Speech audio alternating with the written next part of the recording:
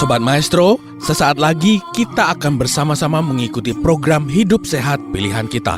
Selamat mendengarkan. Membuat wajah berseri, diet yang seimbang, tubuh terlihat indah, udara yang bersih, jadikan hidup semangat, pengendalian diri, itu pemenang sejati. Hidup sehat, anugerah Tuhan. Hidup sehat, sangat berharga. 10 hukum kesehatan. Nah dokter, seberapa buruk sih memang ini untuk mengganggu dari perkembangan anak dalam berbicara? Nah kalau kita tahu memang banyak juga hal-hal yang baik ya yang mereka ajarkan, misalnya mungkin kosakata, video-video seperti itu yang bisa bisa diserap oleh anak-anak sekaligus mereka bisa ulangi kembali. Nah ini bagaimana dokter? Jadi kalau untuk masalah gadget sepertinya sudah banyak sekali jurnal-jurnal ataupun penelitian ataupun studi-studi yang mengatakan efek baik ataupun efek buruk daripada gadget itu sendiri. Apalagi di era pandemi ini memang kita harus banyak online-nya ya.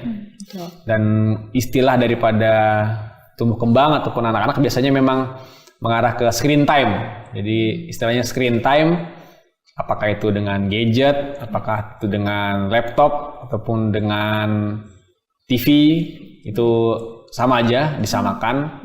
Dan memang sudah ada aturan-aturan yang dibuat oleh WHO misalnya ataupun dokter-dokter anak di Amerika sana yang mengatakan memang udah waktu screen time per hari itu sekian. Misalnya anak yang di bawah setahun katanya sama sekali nggak boleh screen time. Mungkin anak yang 1-2 tahun setengah jam, anak yang 2 tahun sampai 5 tahun maksimal screen time 2 jam katanya.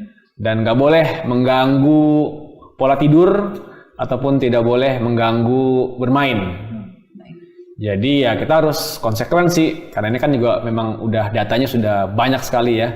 Jadi maksimal anak 2-5 tahun ya 2 jam. Walaupun nanti si ibu banyak sekali hal-hal bagus di gadgetnya itu, entah belajar huruf lah, entah belajar menyanyi, atau belajar hal-hal yang lain, tapi kalau dari saya sih tetap concern ke situ aja, maksimal 2 jam, itu juga dibatasin, malah ada yang bilang hanya boleh pada saat kita ngobrol sama video call dengan orang tua ataupun dengan keluarga-keluarga dekat, mungkin yang jauh, dan harus dicari aktivitas yang lain di rumah. Kalau saya sih lebih prefer ya mau nggak mau orang tua harus ngajarin, orang tuanya kan juga di rumah, kecuali orang tuanya juga nggak ada di rumah, tetap kasih aktivitas yang lain, entah bermain, entah tebak-tebakan, atau bermain box untuk disusun-susun. Jadi lebih kepada, ya itu tadi saya bilang, aktivitas fisik. Nah, kita baru hanya bicarain tentang screen time nih. Ada juga WHO udah bilang, aktivitas fisik anak itu harus bermain. Memang itu salah satu hal yang baik buat anak. Jadi dia bermain, bermain ke taman ataupun bermain sepeda dengan teman. Nah, itu kan nggak boleh ya. Secara lagi pandemi harus online. Nah, di rumah dibuat permainannya. Si anaknya harus entah joget kah, atau disuruh mengerjakan pekerjaan rumah, ataupun olahraga ringan dengan orang tuanya yang pasti harus dijagain. Dan itu termasuk jadi gadgetnya dibatasin, aktivitas fisik juga harus digenjot. Kalau saya tidak salah, sejam sehari untuk anak-anak 2-5 tahun ya, sejam sehari, dan itu setiap hari harus aktivitas fisik, entah bermain, pokoknya di rumah harus bergerak lah supaya lebih sehat, seperti itu. Baik, terima kasih banyak dokter. Jadi para orang tua ya pemirsa harus lebih kreatif ini ya supaya anak-anaknya meskipun mungkin sebelumnya sudah pernah untuk menggunakan gadget tapi paling tidak sedini mungkin untuk boleh dibatasi karena yang lebih penting adalah tadi aktivitas fisik itu sendiri.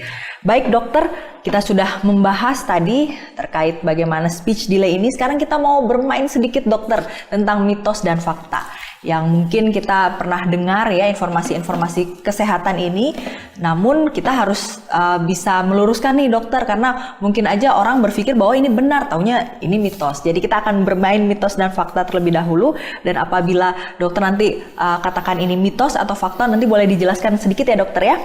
Baik, yang pertama dok, mitos atau fakta, anak yang cepat berjalan cenderung lebih lambat bicaranya. Bagaimana ini dokter? Mitos. Jadi anak yang cepat bicara apakah berhubungan dengan lambat bicaranya?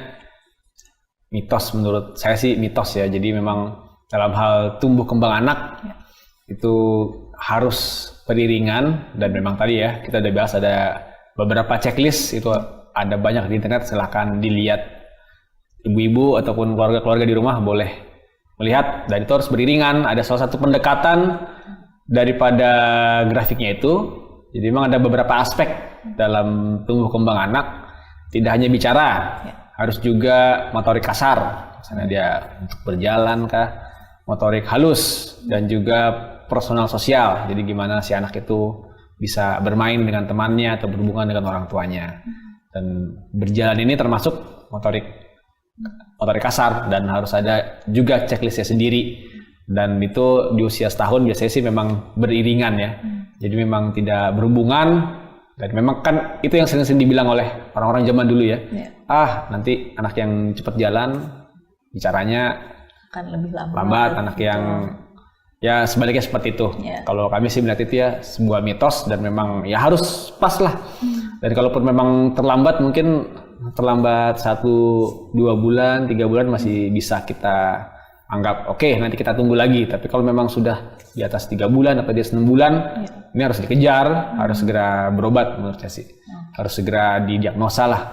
Bisa ya kontrol ke dokter anak juga udah banyak sekarang, dokter rehab medik, spesialis SPKFR untuk fisik dan rehabilitasi. Dan karena memang juga nanti bisa kami kirim ke ahli speech therapy. Dan juga teman-teman yang biasanya screening ini juga seneng, banyak psikolog anak sekarang kan.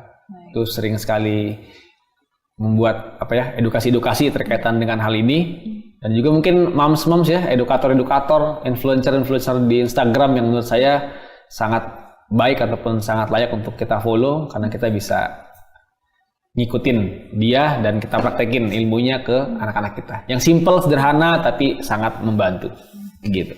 Baik, terima kasih dokter. Jadi itu mitos ya dokter ya? Baik, yang selanjutnya apakah mitos atau fakta dokter?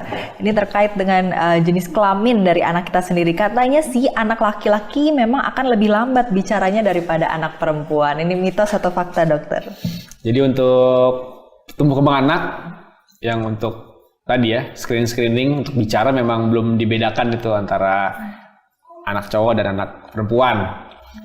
Yang setahu saya mungkin ada grafiknya lebih ke arah ini ya, pertumbuhan ya, berat badan. Itu berat badan dari WHO udah bisa dibedakan tuh, grafik si cowok ataupun si cewek. Tapi untuk grafik perkembangan bicara itu sepertinya belum ada.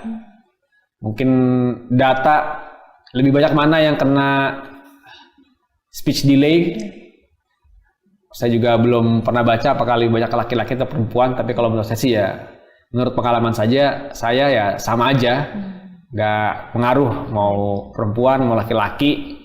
Ya tadi kan sudah kita bicara ada banyak sekali faktor, terutama tidak distimulasi tadi ya, lebih kepada faktor risiko yang tadi saya sudah bilang.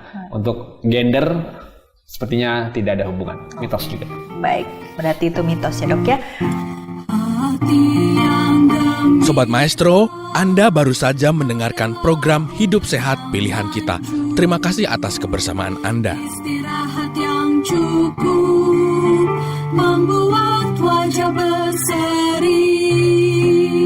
Diet yang seimbang, tubuh terlihat indah, udara yang bersih, jadikan hidup semangat, pengendalian diri, itu pemenang sejati.